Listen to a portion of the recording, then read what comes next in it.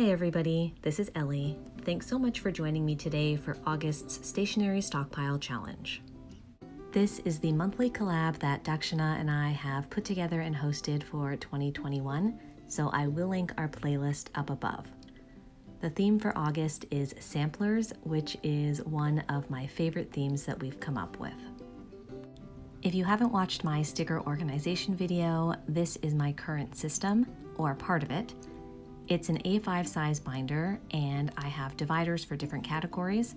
Most of my stickers are on sticker release paper, but I decided to keep my samplers and freebies on their original sheets so that I knew the shops that they were from, and also so that they were all together for this particular challenge. I'm making my dashboard on a piece of clear vellum, and I have made a mistake with this piece, which you will see towards the end of the video. As you can see, I have quite a few samplers and freebies, and a lot of them have been barely touched. That comes back to me wanting to save things. If I only have one or two of a sticker, it's a lot harder for me to use it. That is why I love this challenge. It really gets me into my stash and has me laying stickers down that would otherwise sit there for ages. I love that shops are generous enough to send out samplers with their orders. It is always fun and extra special to get a little something extra. Because they are samples though, you don't always know what you're going to get. You're not choosing the stickers. And so I find that I have some samplers that I am much more likely to use than others. And don't get me wrong, all of these stickers are beautiful, but some of them just don't apply to me or my style of planning. And so that factored into which stickers I chose to go on this dashboard. I tried to choose stickers that I loved, but that I couldn't really see myself using elsewhere. For example, that beautiful sticker in the middle says, "With coffee, I can do all the things." I love that, but I don't drink coffee, so I thought this would be a great place for it. I am also choosing the larger stickers because I really tend towards smaller stickers in my bullet journal and in the weekly pages of my cousin.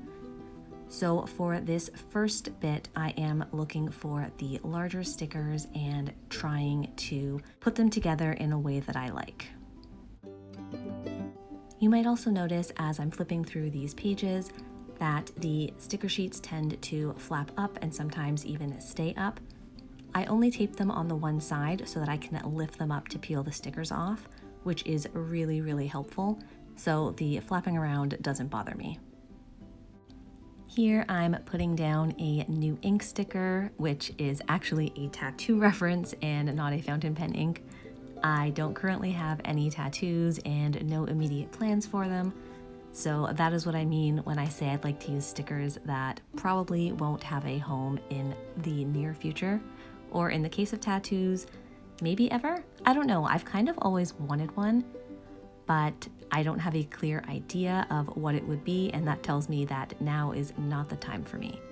Something bookish, I would think, but who knows? We'll see.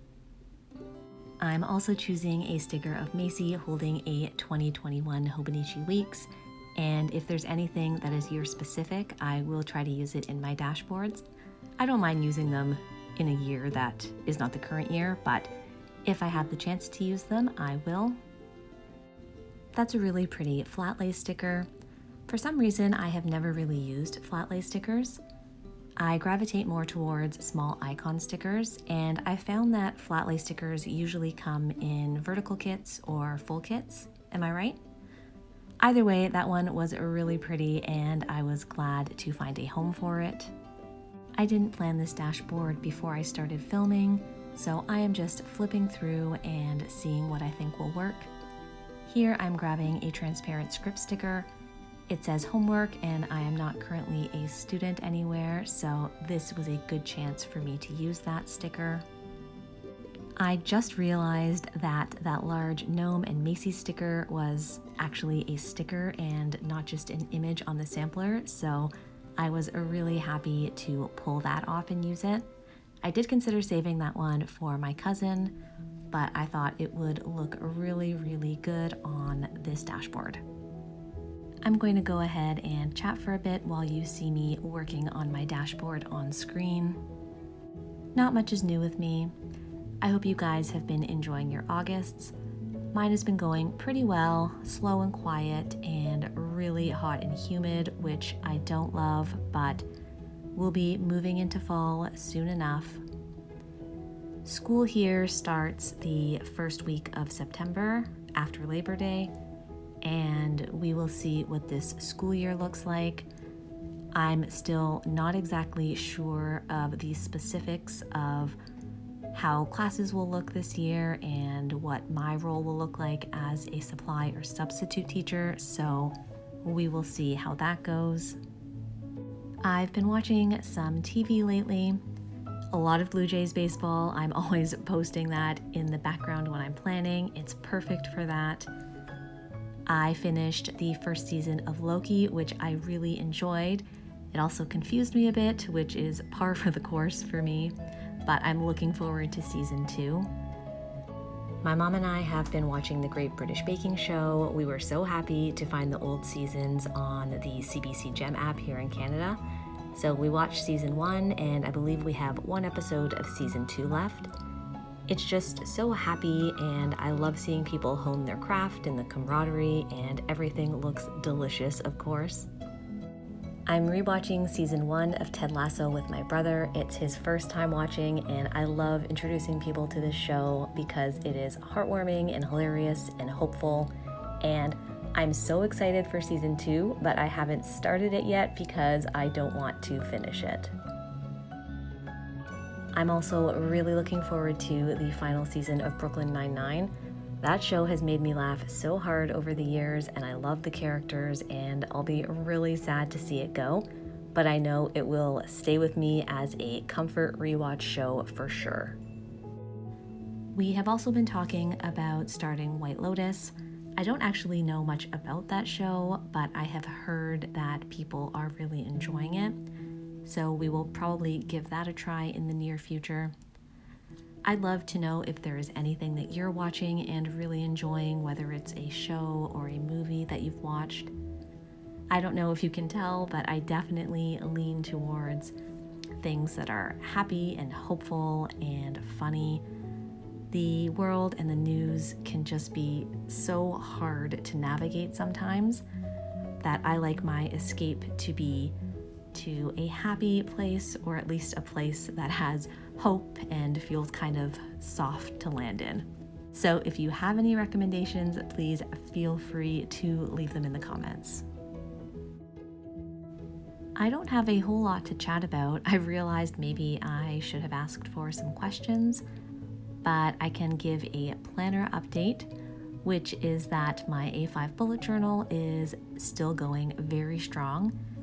I was hoping that I would be able to finish out this calendar year in it, but I don't think that will be the case. I just checked and I have a little under 100 pages left, so I doubt I will finish out the year in my current notebook. I'm thinking what I might want to do after is try the Bullet Journal Edition 2 notebook. I've been dying to try it, but I'm determined to finish this notebook. And I don't think I'll be in an A5 next year, at least not to start the year. So this could be the perfect opportunity. I will wait and see how many months though I have left at the end of this notebook, because for example, if it's just 1 month, I don't think I would quote unquote waste a brand new bullet journal notebook on that.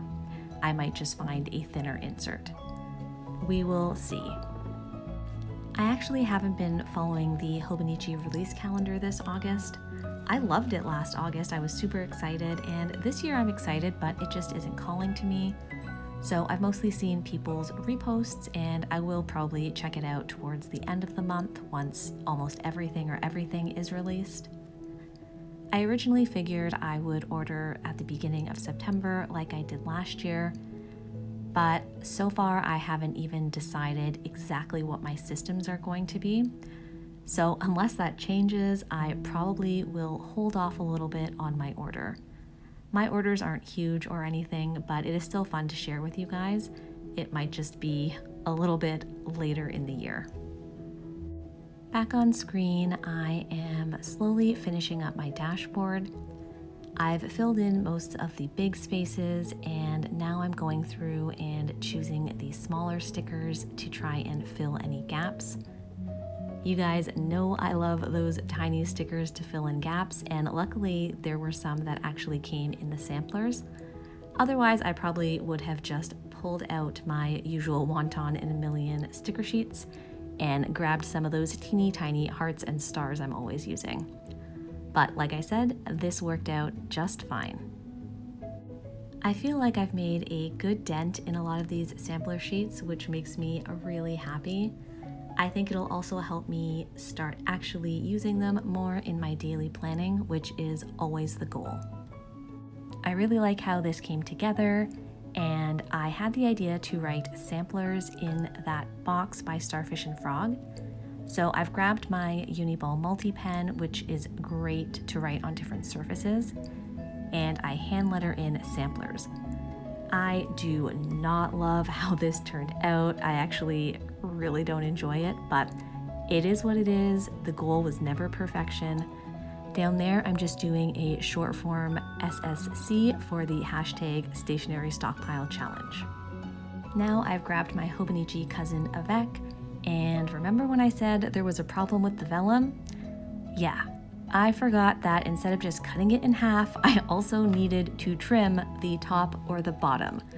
This is the first time I've made this mistake, and hopefully it is the last. I decided I would trim the bottom, so I'm taking off a couple of stickers and just planning to cut through the ones that remain. I'm just laughing at myself at this point. What a rookie mistake. You'd think I'd never made a dashboard before. One cut with my guillotine cutter, it turned out fine. I'm going to round that corner and hopefully fill in that space at the bottom, which is minuscule, but it bothers me because it reminds me of that mistake. I'm just seeing what fits. Nope, not that one, spatial sense. I do end up coming across a really cute mild liner sticker. First, I put down that little script to buy right under that beautiful looking planner. That was no coincidence. I find a space for those little foil stickers, and there's the mild liner. Okay, don't worry guys, crisis averted. I'm going to put on some teeny tiny leaf stickers in a few more gaps that I noticed.